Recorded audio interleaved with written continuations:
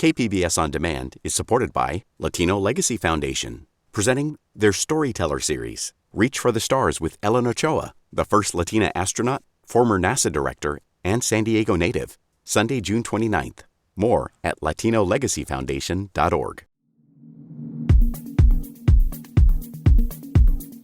There are now more than 700 cases of COVID-19 among San Diego State University students.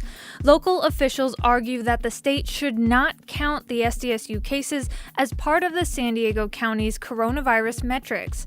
On Wednesday, Governor Gavin Newsom didn't appear willing to budge on whether students could be excluded from the data count. You can't isolate as if it's on an island, a campus community that is part of the larger community. So the answer is no. If infection rates remain high, San Diego County could move from a less restrictive red tier into the purple tier status as early as next week. That change would require many non-essential indoor businesses to close. More than 2,000 students living on campus at SDSU are now required to get tested for coronavirus. About a third of the current cases are from people living on campus. Local health officials say the rest live within blocks of the school. Health officials cannot require testing for students who live off campus. Many students KPBS talked to liked the idea of requiring testing. Jose Rosales is a junior living on campus. He has underlying medical conditions, including high blood pressure and kidney issues. It's been kind of scary because it feels like you're honestly playing tag or hide and go seek with something deadly. Rosales was tested on campus for the first time yesterday. He said the process took less than 5 minutes. It's Thursday, September 17th. This is San Diego News Matters from KPBS News, a daily morning news podcast powered by everyone in the KPBS newsroom. I'm Annika Colbert. Stay with me for more of the local news you need to start your day.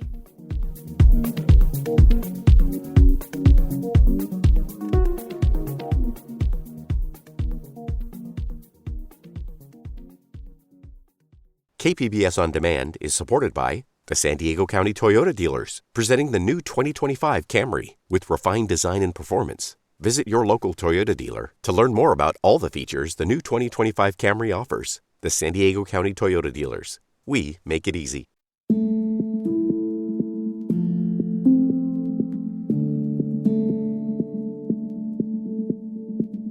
There still isn't a clear timeline for when we'll get a COVID-19 vaccine, but Scripps Health is already preparing for when that day comes. The hospital chain has formed a vaccine committee who will be responsible for reviewing vaccines for patients and employees at Scripps hospitals.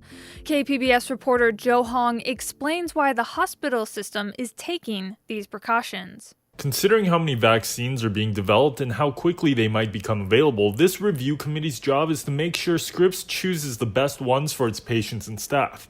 Chris Van Gorder is the president and CEO of Scripps Health. So we are going to be responsible to answer a lot of questions that our employees will have, our doctors will have, and frankly, the patients are coming to the doctors already asking them about vaccines. Scripps is one of the largest hospital systems in San Diego County with over 15,000 employees serving around 600,000 patients each year. The vaccine committee is made up of experts across all fields of medicine from pediatrics to infectious diseases. Joe Hong, KPBS News. Preservationists are sounding the alarm over the future of the North Chapel at Liberty Station.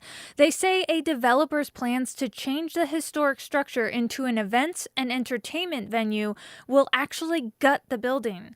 KPBS's John Carroll reports. The company that holds the lease on the North Chapel, Pendulum Property Partners out of Irvine, has already received approval from both the federal and state governments to transform the chapel into a place that can host parties and dances.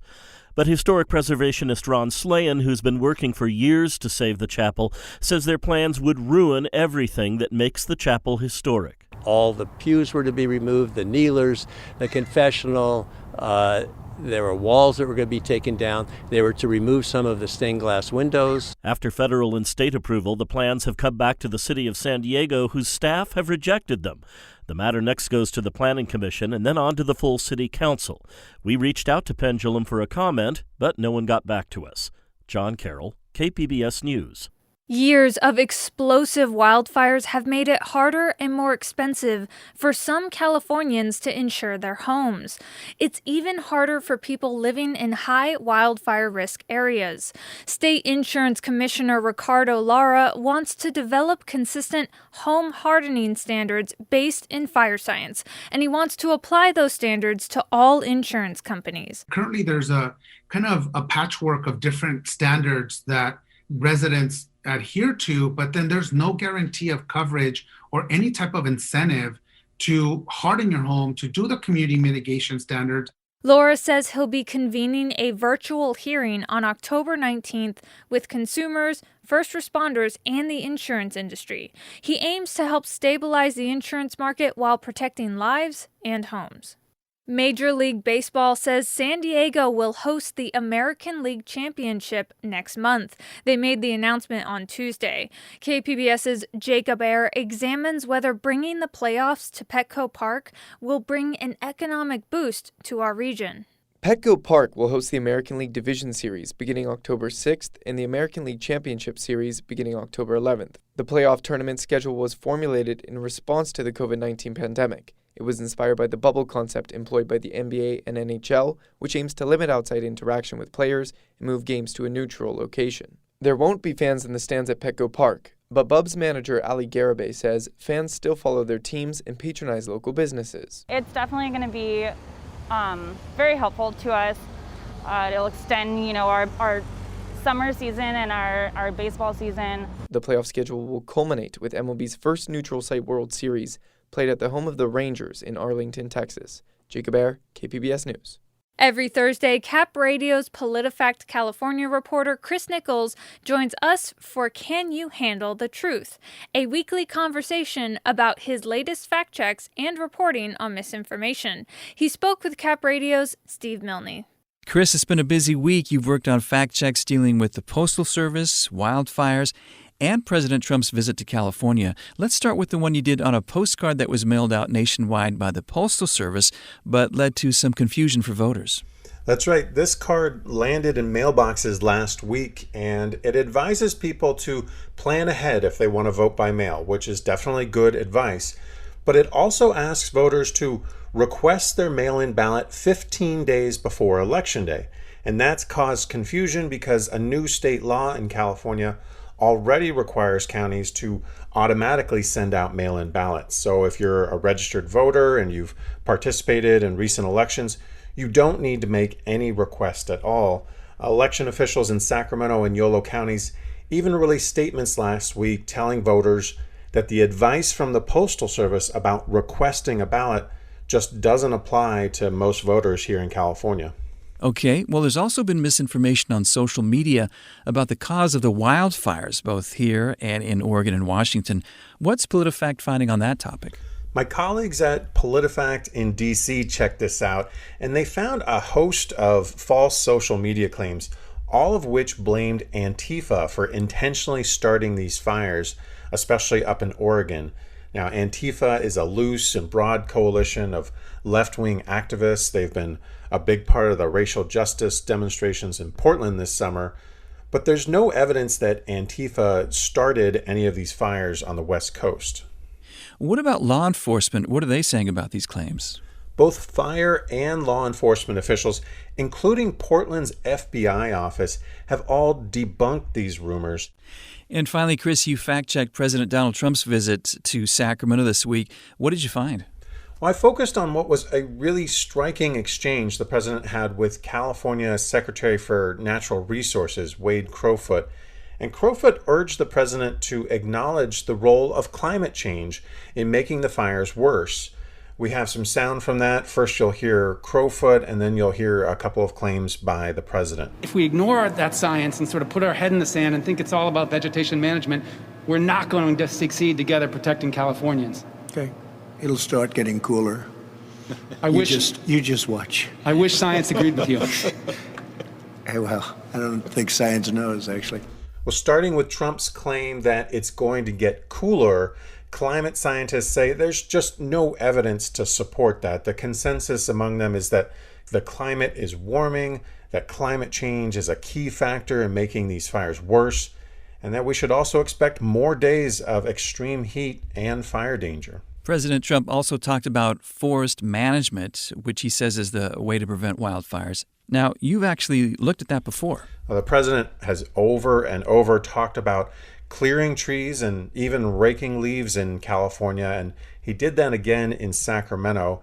And he's not wrong that forest management is an important part of preventing these massive fires. California officials agree on that. But experts say it's just one element. The other big things are urban sprawl and, of course, climate change. And finally, while both the state and federal governments are responsible for managing the forests, it's the federal government that owns nearly 60% of these forests in California. And that's a point that the president just doesn't mention when he talks about forest management. That was Cap Radio's PolitiFact California reporter Chris Nichols speaking with Steve Milne. You can find more fact checks at politifact.com/California. Coming up on the podcast, the San Diego Latino Film Festival had to close its doors on opening day back in March because of the pandemic. Now the festival has reinvented itself. Yeah, so we wanted to recreate the festival environment with the virtual version of the San Diego Latino Film Festival. A virtual film festival, that's up next after this break.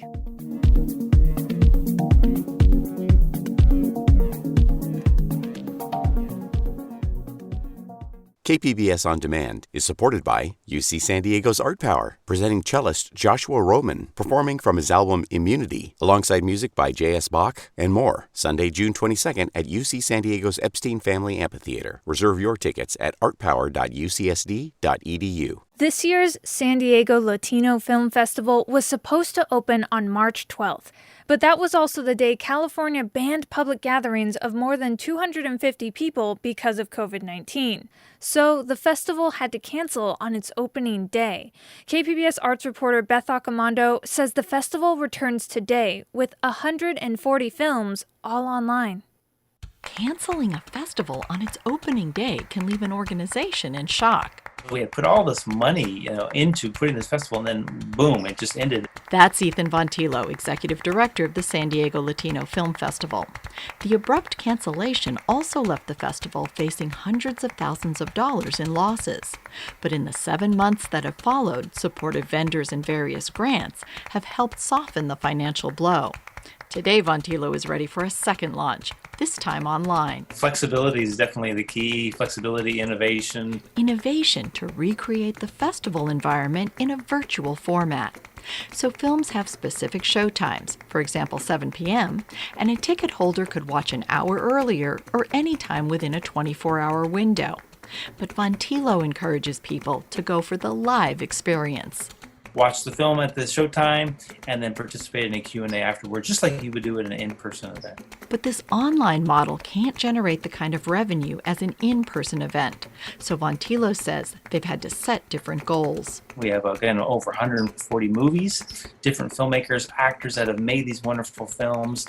It's about engaging them with local audiences. And so I'm really most excited about that live Q&A and virtual Q&A experience, because to me, that's been the most exciting thing to learn about these past few months, is engaging people online, because people still need that connection. Yeah, we want to be in person, but for now it could be virtual, and it's still really powerful. The delay in holding the festival, along with the move online, meant losing about a third of the films originally programmed.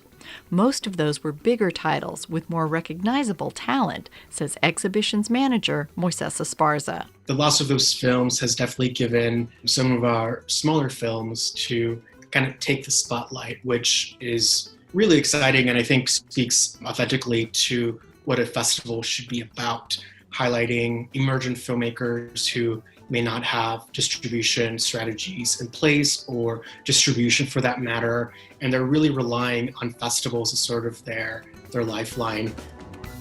Vontillo agrees. Those are films that we should, as local San Diegans, be supporting and try to get these more Latino voices in front of the screens and more directors behind the camera. So it's important that we support these independent and maybe smaller films that we're screening at this upcoming festival.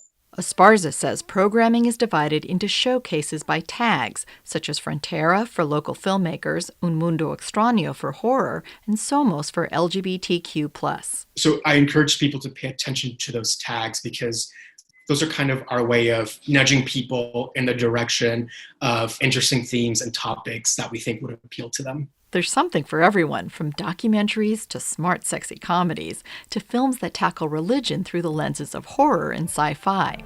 There are crowd pleasers too, but what's most exciting is that there are films that push people out of their comfort zones thanks to Esparza's daring programming. Yeah, so we are definitely envelope pushers. At least I try to be with some of my programming selections. I hope to push individuals to explore new sensibilities, different modalities. It's kind of like broaden their spectrum of what they perceive to be a good or acceptable film. And to hopefully inspire audiences and create connections while sheltering at home, says Vontilo. Well, again, I just want to encourage everyone to come together during this 11 days, celebrate Latino culture, celebrate Latino film. Let's get together and talk about these movies, talk about the issues in the movies, celebrate and support these filmmakers. Because remember, it's important to support independent artists and filmmakers during this time of crisis. Buying a ticket is an easy way to show support for the festival and to encourage artists to continue their work during this pandemic. Beth Accomando, KPBS News.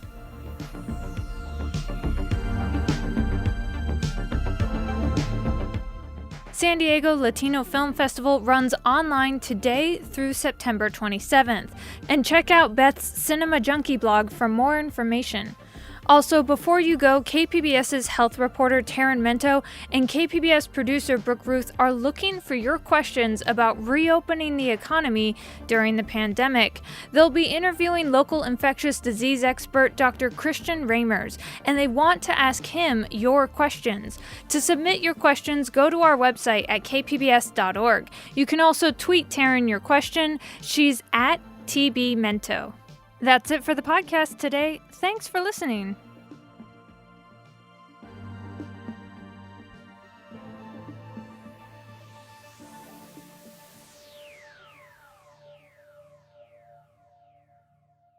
KPBS On Demand is supported by Marrocale Design and Remodeling, helping homeowners with their home remodeling needs. From ADUs to kitchen remodels, room additions, and custom homes, Marrocale Design and Remodeling can help homeowners design and build their dream homes. More at trustyourhometous.com.